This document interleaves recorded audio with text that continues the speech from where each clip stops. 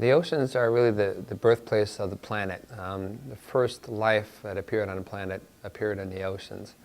And it's no surprise, too, that the ocean covers most of the surface of the Earth. All of the planets that we know about, and that's only the planets that we know about, this is the only planet that currently possesses liquid water. You look around our solar system and there is water in other forms, but it's liquid water that makes this planet unique. And without it, we would not have the diversity of life. People take that for granted so many times, and that they only see the surface side of the Earth. In fact, so much of it is underwater. And we rely on the ocean for so many resources, not only for recreation, fishing and so forth, but to keep the planet alive. It's a giant energy conveyor belt that is crucial to the survival of the planet. I hate to think of what the oceans of tomorrow might look like.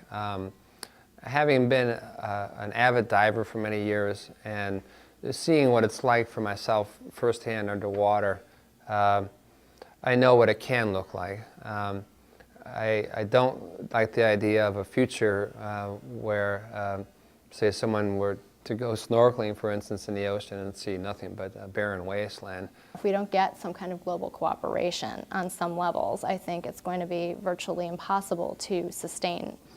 The effects that people have had on the ocean go back a long way, beginning with the first fishermen.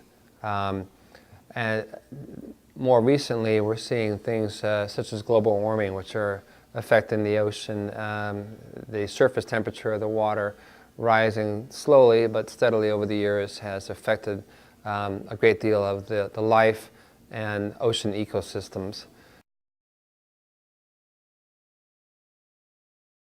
Here we have this commodity, and the oceans are what's considered a global common, meaning that this ocean is shared among all continents, among all islands, among all nations. The real question now is, what will our response be?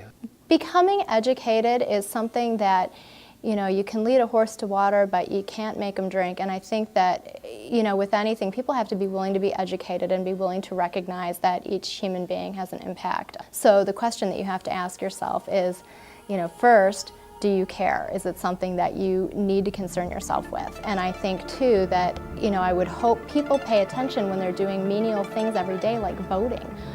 What you vote for, these issues are often on the table, and hopefully people take the time to educate themselves and understand what lies at stake when they're making these types of choices. If you ever get a chance, put on a diving mask and look underwater and see it for yourself. And I think then you'll appreciate what's actually going on down there.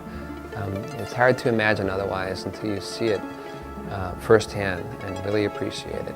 So my best advice is go underwater and see it for yourself.